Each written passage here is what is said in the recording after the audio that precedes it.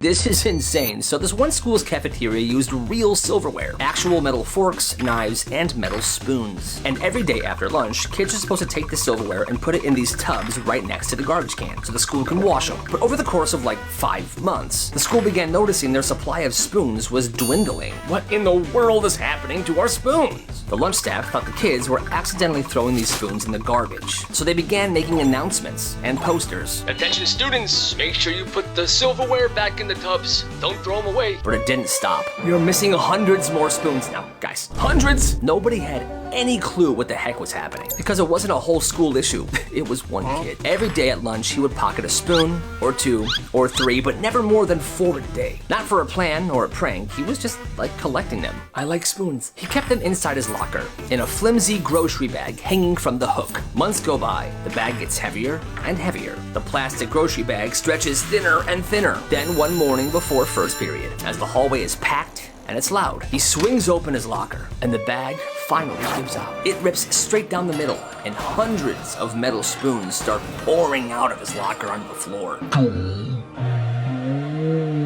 And the sound is insane, like someone dropped an incredibly heavy toolbox down a flight of stairs. Once they all fall, he just stands there staring at the pile on the hallway floor. It's the end of an era. Within 5 minutes, the entire school knew what had been happening with the spoons. He got into big trouble. The rest of that year, they called him Spoon Kid, and he was kind of a legend. Gotta respect Spoon Kid. When he was 10, his grandpa asked him, "What do you want for your birthday?" And he says, "A brick." "A brick? Why?" "Because my parents still have this super old TV. If I throw a brick at the TV, we'll have to get a new one." "Oh, I'm just kidding. Maybe just some Pokemon cards or something." The grandpa just smiles and nods. A couple months later, this kid's birthday comes around, and there's a beautifully wrapped present on the table. Heavy, perfect corners. The kid opens it.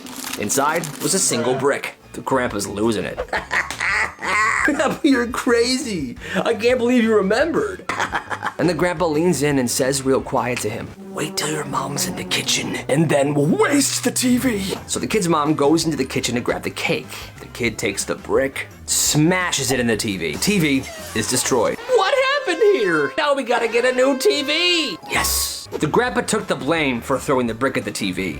"I don't know why I did that." Then the kid says, "It's okay, Mom. Please don't be mad at Grandpa. I'll help you pick out the new TV." "Okay, fine. You're right." "It's okay, Pops. You'll be okay. Just sit down and relax. I'll clean this up." The mom then leaves to grab the broom. "Nice work, kid. I love you, Grandpa." What a nice story. This school had a zero tolerance rule, and it sounded fair until kids realized what that actually meant. If a fight happened, everybody involved would get the same punishment. Didn't matter who started it, didn't matter who swung first. If you were involved, it was all the same. And on paper, it was supposed to stop the bullying. In reality, it did the opposite. The bullies figured it out fast. They'd corner somebody, shove them, taunt them, and then they would say the same thing.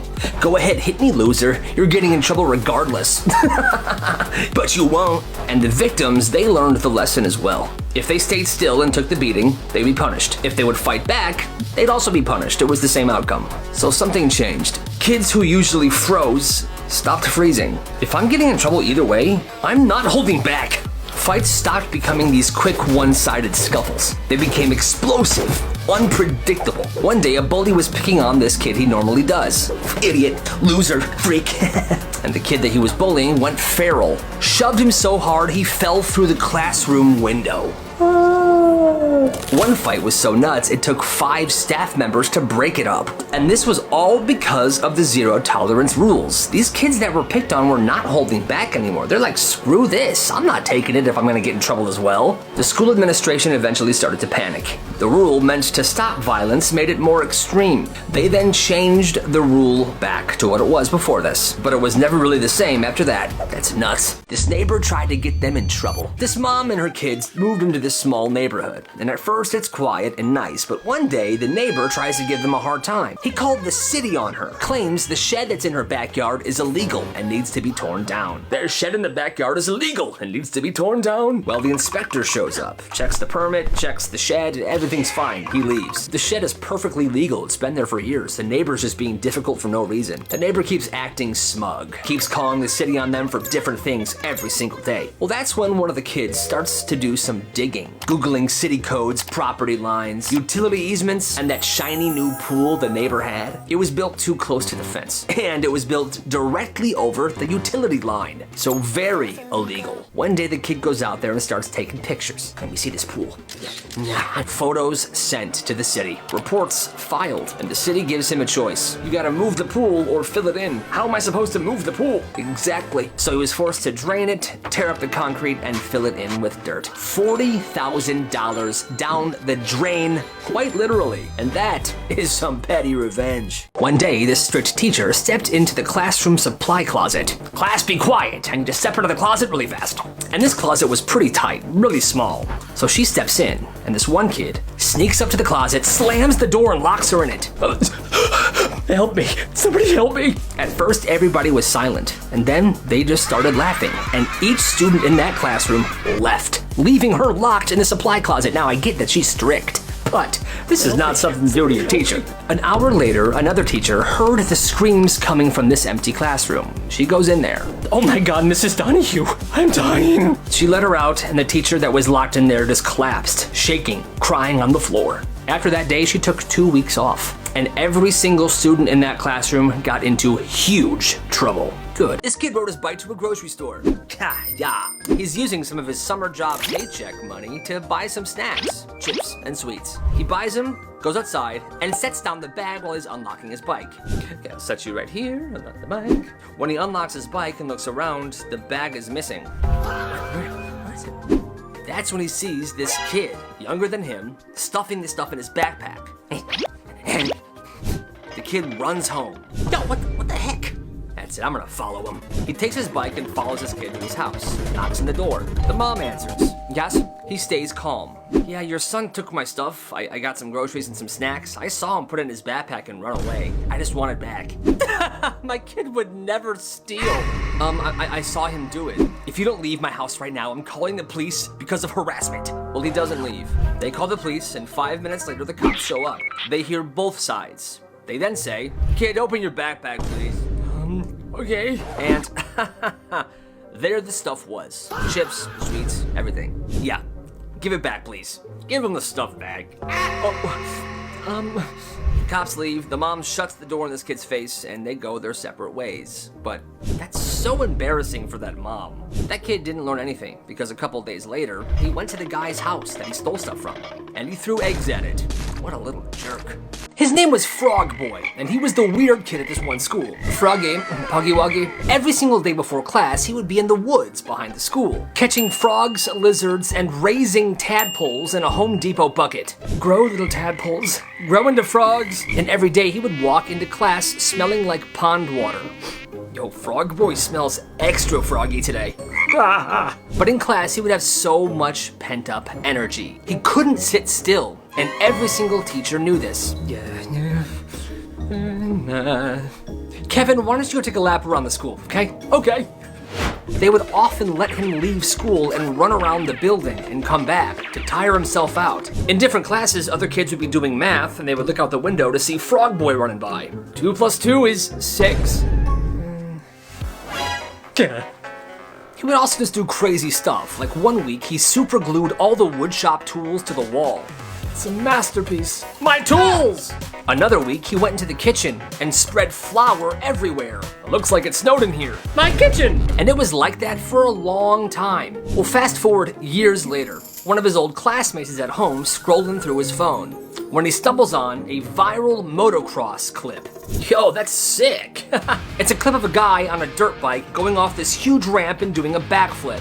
That's when the old classmate realizes, wait, that's frickin' Frog Boy! Frog Boy was now a professional motocross rider, and he was very rich. I'm just happy he used his energy for something awesome like that. Hey, go Frog Boy. She's on her first date at this guy's place, and he's cooking dinner. What's for dinner? Food. Now his place has this rustic cabin vibe. Wooden floors, dim lights. There's a weird smell that she noticed, but she thinks it's just an old house. I'm noticing a weird smell. It's probably because it's an old house. Well, at that moment, this guy's dog walks into the room and just unloads a 30-second pee right in the middle of the floor. She's trying to get his attention.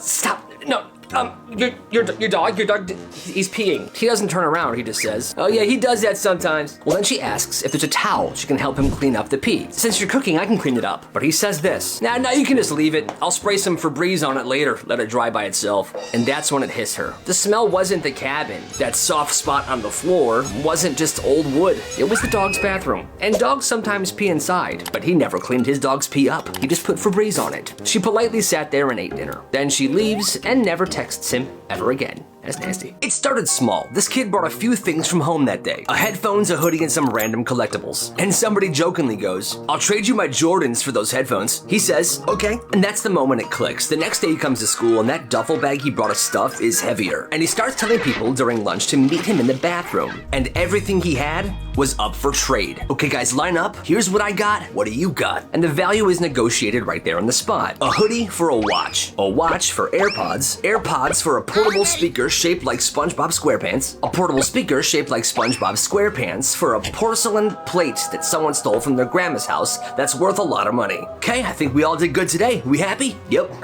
Perfect. Milk. By week 3, there's a huge line of people holding random objects trying to trade with this kid, because the best part is you were never sure what he was gonna bring. Some of the stuff that was traded included shoes in a plastic bag, electronics, gift cards, jewelry. Bro, that's a PlayStation 5. I know. Now say you wanted something nice, but the thing you had to trade didn't equal the value. Okay, I'll trade you this for that, but tomorrow you gotta bring me something else to make it even. Deal. So now there's credit on the line, and that's when it gets dangerous, because if someone didn't follow up with their end of the deal, there was arguing, fights, full-blown bathroom brawls. And then came the bandits, bigger kids that stormed into the bathroom one day and stole everything. Hey, Pipsqueak, give us the stuff. I knew I should have hired security. That's another lesson. Always hire security. The school then gets involved in a pretty major way. Suspensions, confiscations, meetings with parents who are finding out for the first time that their kid traded their family heirloom for a frickin' SpongeBob speaker. That bathroom was closed down for the rest of the year. But nobody ever forgot that underground trading post in the school bathroom. It started with strawberry milk. Cafeteria strawberry milk. Everyone knew this one kid loved it. I freaking love it. So one day his friend group makes a deal. All right, so for every strawberry milk carton you finish, we'll all pay you $1. $1 per milk? Easy. So kid starts sliding in these strawberry milk cartons across the table, and now he's got a bunch in front of him. Guys, this is gonna be awesome. I love strawberry milk. The first carton goes down easy. The second carton, still good. Third carton, confidence is growing. I got this. All right, it's $3 so far, man. By the time lunch is halfway over, there's a crowd forming around him, cheering for him. Come on, man, you got this. That's really impressive. Milk. That's $15 so far, man. The kid keeps drinking. The money keeps stacking. Carton number 18. He stops in his tracks. Silence. And then it happens. A violent, unstoppable stream of neon pink vomit explodes across the lunch table, covering trays, shoes, people's faces. Everyone begins to scatter, running away from this horrible scene. He got to keep the money. But ever since that day, he has not been able to drink milk ever again, and strawberry milk was his favorite. It's kind of sad. His little brother took video games so seriously. Every time he lost a match, he would lose his frickin' mind. What the f- this sucks! Stomping around, throwing things, and the room right below him was the older brother's. Dude, shut up! His ceiling fan would literally be shaking every time his little brother would lose it. And this went on until 2, sometimes 3 in the morning. Now he tried asking him all the time, bro, can you please be quieter? Dude, it's lagging and I lost the game, this sucks. So he had to get creative. He logged into the house's Wi-Fi router settings on his phone. And whenever his brother began stomping or yelling or throwing things, he would change the Wi-Fi password. Just one character. Here it goes. Well, when you do that, everything in the house would disconnect. He would wait about 20 seconds and then he would change the password back. Then things would reconnect. Now at first this made his brother even more mad because the game would just be cutting out in the middle of it. But after about a week, something interesting happened. Because every time he would stomp his feet or throw something or yell, he realized the game would get weird or disconnect entirely. So it's like Pavlov. Eventually, he just stopped crashing out altogether because subconsciously, crash out means Wi-Fi bad. And finally, his older brother was able to get his well-deserved rest. I'm a genius. Every kid at this one school got a Chromebook. It was for homework, and they were allowed to take it home. Well, this one kid's mom wanted to punish her kids one day, so she took away the Chromebook so they wouldn't have access to the internet. Mom, I need the Chromebook. I don't care, I'm locking it up until your behavior improves. Okay, well now, naturally, this kid's grades begin to sink because he doesn't have the Chromebook or the internet to do his homework every night. So the mom gets mad again. Your grades are absolutely horrible. Mom, you took the computer. I don't want to hear it. So the mom installs locks on this kid's bedroom door. And it wasn't like a cheap lock. It was a fingerprint lock. So if he wanted to sleep, he had to ask for permission. The mom also changed the house locks as well to only open for her fingerprint. So someday he would get home from school and he would have to wait outside. This is horrible. I hate my life. He explained to his teachers what was going on at home, and they tried calling the mom and talking some sense into her, but the mom always said, I know better than the school, I know better than you teachers, I know better than anyone, okay? This went on from when he was 14 to 18 years old. At 18, he moved out of the house immediately. And now the mom, of course, is like, hi, it's your mom. Why don't you come see me anymore? You never visit. He never visits. I wonder why. This is nuts. So one day, this kid slapped another student with a ruler. Hey, Billy. Everybody laughs. Even he did. Nobody gets in trouble. Well, for some reason, witnessing this kid slap another kid with a ruler ignited something in them. Because the next day, tons of kids came to school with their own rulers. Of all different kinds. Wood ones, metal ones, plastic ones. And just like that, the hallways turn into medieval combat zones. My turn! Mr. Kevin, no! Milk. School staff started confiscating rulers from everybody, but there was so many kids with rulers, it was very hard to do so. And just like that, another ban. The school banned rulers. If anybody was caught with a ruler, it was taken and they would get a detention. If they were caught 3 times with a ruler, they would get suspended. Now you might be asking, hey, Elliot, what about the classes where rulers are required, like geometry or something? Well, those teachers would pass the rulers out at the beginning of class and collect them at the end. But still, these kids must have been obsessed with rulers, because that sounds crazy. His parents bought a house from a guy that owned a bowling alley, and the garage was stacked floor to ceiling with old wooden bowling pins, like surrounding the garage 10 feet high. So whenever they lit a fire in the fireplace, his dad would say the same thing. Hey son, go grab me a pin. Yeah, sure thing, Pops. Then his dad would use that wooden bowling pin to start a fire in the fireplace, and to him, that was normal. Bowling pins equaled logs. Well, years later, he's at his first sleepover at his friend's house. It's a cold night and the friend's dad wants to start a fireplace in the fire. Okay, everyone, I'm gonna start a fire. Well, this kid sees this as a moment that he can help. He wants to be helpful, so he stands up immediately. Cool, I'll help. Where do you keep your bowling pins? Bro, what? They were all confused, like, what do you mean, where do you keep your bowling pins, you freaking weirdo? The dad finally laughs and explains to him that people can just use logs to start a fire, not bowling pins. And that's when it hit him. He was the weird one. His entire childhood fireplace experience was insane. And then he watched his friend's dad light a regular log in the fireplace and he was disappointed because he said, bowling pins, they burned better. That's crazy. This is wild. So this couple lives in an old house. Winter hits and the mice show up. And this is pretty normal. She has a full operation to catch these mice every single year. She has mouse traps hidden everywhere. She checks them twice a day and they're constantly being reloaded. And the bait she uses? Peanut butter. The mice love it. Yeah, I love it. I love it. At first, they only had one peanut butter jar that they used. And for every trap, she would use a clean knife. So she would go in, set the trap, throw this knife into the sink, grab a new knife, take the peanut butter, set the trap, watch that one. So she's never double dipping the mice knife into the peanut butter so it doesn't get contaminated. It's too many dishes, it's too much work, but then she finds this peanut butter jar in the cabinet, the kind that her husband hates. Hey, I found this peanut butter jar in the cabinet. Do you mind if I use it for the mouse traps? Yeah, it's totally fine. She writes in the lid in big letters, mouse only. She puts it on the sides as well. It's impossible to miss. And now she was finally able to double dip the knife in the peanut butter to set the traps. So this peanut butter is now fully contaminated with like mice cooties. Well, weeks later, her husband's eating a peanut butter and jelly sandwich. He calmly says, you know, I really don't like creamy peanut butter. She freezes. Which jar did you use? That one, the frickin' mouse jar. That's the peanut butter I use to set the mouse traps. It is 100% contaminated. He loses his frickin' mind. I'm losing my frickin' mind right now.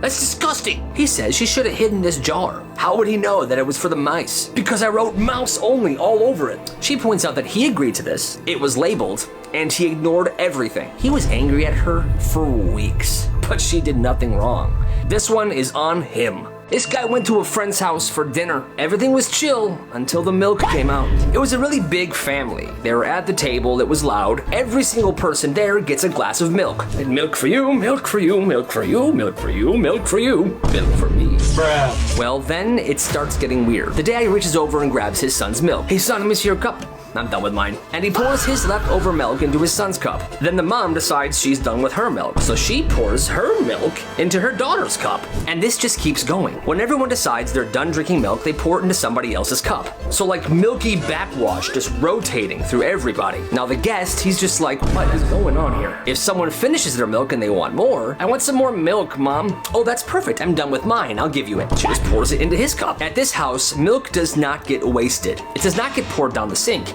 It gets recycled. And if everybody at the table is done with their milk, but there's still milk in the cups, they pour that milk back in the carton. And my friends, that is absolutely disgusting. There was a kid named Ian. He was the shortest kid in elementary school. The bullies loved making fun of him. A short stack. What's the weather like down there? Bruh. One night he came home and he sat at the kitchen table and he talked to his dad. Dad, they won't leave me alone. His dad didn't tell him to ignore it. His dad didn't call to school. Ian, come with me. I want to show you something. They go downstairs and Ian realizes that this corner of the basement wasn't used for storage. There was a punching bag there, a full boxing setup, gloves, wraps, a speed bag, a heavy bag, like a mini gym in this corner of their basement. Whoa. Son, you're gonna train. You're not gonna train to hurt them. You train so you don't feel so helpless. So Ian starts practicing every day, day after day, and he's getting pretty good. Then, one day in the cafeteria, Ian's carrying his lunch. He walks past the bully's table and he tries to ignore them. One of the bullies steps up and smacks the tray into his face. Food everywhere, milk dripping down his shirt. Everybody's laughing at him. And then Ian snaps. He puts his tray down calmly, walks straight up to that bully, pops him right in the face. Then another one. Clean, quick punches. The bully's stunned. He falls down. He's like, all right, stop. All right, stop. Ian walks away. He's taken to the office and he's suspended for a whole week. But nobody messed with him ever again. He never had to use his boxing skills ever again. But he knows he has them. And if he has to use them, he will respect. This teacher's bogus for this. One morning in this class, everyone was supposed to present these dioramas. And these kids had spent a lot of time on these. They're all lined up on tables. Castles, volcanoes, rainforests. The entire room looks like an art fair. Well, then one kid starts messing around, weaving between tables, being kind of reckless, and then, bam! He stumbles onto someone's project. Oh, crunch. The trees snap in half, clay figures all across the floor. This kid's diorama was completely ruined. Dude, what are you doing? Wasn't my fault. The teacher walks over, takes one look and says, maybe you should have put it somewhere secure. Now you're not ready for your presentation. What? Let this be a lesson to you. In life, you must always have a backup plan. And that kid failed the assignment, all because some nutcase slammed into it and broke his project. That is not fair, and that teacher is so messed up for this. They had just moved into a house in the woods. All right, family, here we are. Go check the place out. We're gonna be so happy here. So they'd only been there for a few weeks. Every once in a while, some wild turkeys would show up in the yard. 5, maybe 6 of them, and they would just wander around. Nobody thought anything of it. Hey, look, kids, the turkeys are back. Yay! Well, Thanksgiving comes around, and although there are turkeys by the house, this guy doesn't hunt one. He goes to the store and buys one. He cooks the turkey, the table's all set, and now the dining room table is right in front of this giant window. Well, he puts the cooked turkey down, he grabs his carving knife, and he starts to carve this turkey. Okay. Well, as he's deep into the carving, he looks up and out the window. I kid you not, there were 15, maybe 20 wild turkeys lined up, staring directly inside this guy's window as he's carving the turkey he just cooked. What is happening? Honey, I'm hungry. Is food almost ready? Sweetie, look. They're watching us. What? He lowers the knife, takes the turkey, brings it into another room where there are no windows, and he finishes carving it there. And then once this guy moved to a different room, one by one, those turkeys went back into the woods. That is wild. This could have been so bad. In this one class, he used to sit in the same seat every single day. Front row in the middle, nothing too special about it. Well, one particular morning, he noticed the person that usually sits right to the left of him was absent. So there was an empty desk right there. And he decided for that day he was gonna sit there. Class then starts like normal. About 25 minutes in, there's a large crack. Then another. Then the overhead projector that is directly above his normal seat falls down and crashes onto that empty desk. That could have been you. Yeah, I know. And it went down fast. The desk was now cracked. Imagine if he was sitting there. The room was frozen, like holy crap, this could have been horrible. Maintenance comes in, they pick it up, they make sure nobody's hurt, and then they just go on about their day. But that day could have gone a whole lot differently if his classmate wasn't sick, and if he decided he wasn't gonna switch seats. But he did, and life went on. Somebody's looking out for him. Every single morning, this kid bought the same thing from the vending machine, sugar-free lemonade. Yum. The same vending machine, the same drink, every morning, it was his routine. Well, one morning he drops his coins in. What the heck? Clink, clink, nothing. The machine is not recognizing this money at all. He tries to press the button to get his coins back, but nothing was happening. Okay, must be broken. So he goes to the office and tells them. They say that they have no control over the vending machines at all. So he wrote on a piece of paper, "Do not use out of order," and he tapes it to that vending machine. Okay, perfect. Now nobody else will waste their money here. Hero moment. The next morning he goes to the vending machine and the paper is gone. So he assumes, oh cool, they must have fixed it. What the heck? Still broken. His coins just gone. Nothing's registering, he cannot get his drink. So he's irritated now, he makes another piece of paper. Do not use out of order. He tapes it on there. This time he checks on it at lunch and the piece of paper is gone. But the machine is still broken. Somebody is taking his paper off but not fixing the machine. People are probably wasting their money here. He didn't want people to make the same mistake he was doing, but he was like, why are they taking this down? So he goes to the principal again, makes the principal call the vending machine company. They come out and they fix it. Yeah. But all the money he put in there was gone. They wouldn't give him a refund. But hey, at least he got the vending machine fixed. And he got to have his sugar-free lemonade again. In elementary school, this guy had one friend. I have one friend. It's me. But the thing is, this kid got bullied a lot. So whenever his friend hung out with him at school, his friend would also get bullied. Dude, whenever I hang out with you, your bully also bullies me. I know, I'm sorry. So they made a rule. They wouldn't hang out at school. They wouldn't hang out at recess. They weren't friends in class. They only hung out after school where nobody could see them. That's messed up. So at school, this kid was pretty much alone. Well, one day during recess, a popular kid asked him if he wanted to kick a ball around. Hey bro, you wanna play kickball with me? Sure. This was completely out of nowhere. He was shocked. This never happened to him. Well, they started actually having fun. That's when the popular kid said this. Dude, this is fun, man. You're not as bad as your friend says you are. What? Turns out that kid's friend was bullying him behind his back, starting bad rumors about how bad of a guy he was, being a complete two-faced jerk. He stopped talking to his friend altogether, even after school. And he actually became pretty good friends with the popular guy. Hey, what's up, Carl? Bro, leave us alone, man. We're having a conversation. Yeah, jerk. What a horrible friend. But this is kind of sad. There's this freshman kid at a new school. He's smart, he's quiet, but he's convinced that the only way people will like him is if he gives them something. So he gives everything. Answers for worksheets, extra help on projects. He does other people's homework to make it easier on them. People thank him in the moment and they're grateful, but that's about it. Nobody actually wants to hang out with him. One day after school, he's venting to his mom. People only talk to me when I give them something and then they never want to hang out with me. He's saying stuff like how he thought he had friends, but it turns out he actually has none. She listens and then blurts out words without even thinking. Well, maybe they don't hang out with you because you're basically a doormat. A doormat. He goes quiet and nods, and he goes to his room and he cries himself to sleep. That's sad, dude. Good night আর বাই সহজে কোনো কিছু পাওয়ার মজা নাই কিন্তু আমগো দোস্ত জিসান কি কম ও ভাবি লাগে বেটা লজ্জা লাগে না কি ওর কথা বাদ দে পারো তুই যা জামুই তো তুই চুপ থাক আমি তো আপনাকে চিনি না চিনো না যে আজকে চিনলা আরো চিনবা আস্তে আস্তে চিনবা আর শুনো আরে বেঞ্চ সাহেব নতুন নতুন সম্বন্ধ তো তাই চিনতে পারেন নাই ওই যে আপনার বান্ধবী তুলি আছে না আমার তাহলে বিশাল বিপদ আমি তাহলে কোচিং এ কেমনে যাব পড়াশোনা কিভাবে করব আমার তো ভয় লাগতেছে কি খবর আসসালামু আলাইকুম ওয়া আলাইকুম আসসালাম কি খবর 3 2 1 আর আজকে রাত 10টা হ্যাঁ রক্তজ্ঞান। ইতিহাস লিখবো, ভালোবাসার ইতিহাস। ভালো আছি, আপনি ভালো আছেন?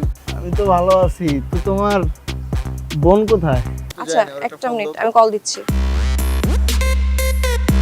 এত রাতেই ভালো হয়ে গেল, এটাও আমার বিশ্বাস করতে হবে? দোস্ত আমার না ভয় লাগছে। কি করবি? চেহারা চেহারা না হলে কি চেহারা, কথা তো বেশি চেহারা ওজন বেশি। আপনি না শুই না না দেখা সব জায়গা ফেলছেন বাবা।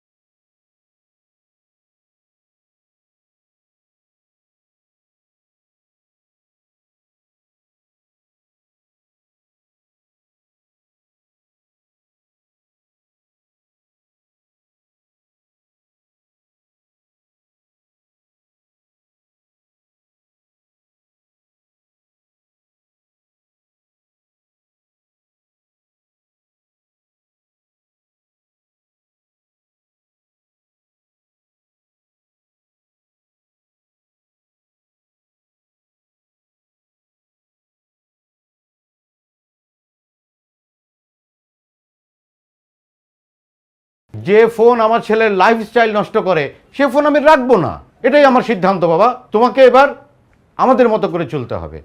ইউটিউবের ভিউ দিয়ে আমাদের খেতে হবে না। সো আমি যার সাথে দেখা করতে যাচ্ছি সে যদি স্ট্রেট ফরওয়ার্ড না হয়, তাহলে তার খবরই আছে। আচ্ছা ঠিক আছে ভাই, আমি যাচ্ছি, এদেরকে ছাড়েন, আমি উঠতেছি। ভাই আমার ভক্তকুল কিন্তু আপনার থানা ঘেরাও করে ফেলবে। ওকে, নো ওয়ারিজ, আমি আবার এসব বিষয়ে অনেক উদার। চলো, okay, let's do it together. Bye, টাটা। পেয়ে গেলাম মানে এই যে আমরা একজন একজনের সামনাসামনি চোখাচোখি মুখোমুখি, আমি তোমাকে ধরতে পারতেছি, ফিল করতে পারছি। ও ভাইয়া, প্র্যাঙ্ক ছিল। ও প্র্যাঙ্ক, ওকে ওকে, চালিয়ে যান, ক্যারি অন। রাদীপ শুনো, মাঝখানে ফোকাস ছিল না, ডিফোকাস হয়ে গেছে, এই সেই। তুই এটা কোন লেন্স ইউজ করিস? টেলিলেন্স। কত? কেউ যে 50-50। শোনো, আমি বলছি পসিবল, নাহলে কিন্তু এই যে গরম কফি গায়ে ঢেকে দেবো। বলো পসিবল? Okay fine, possible.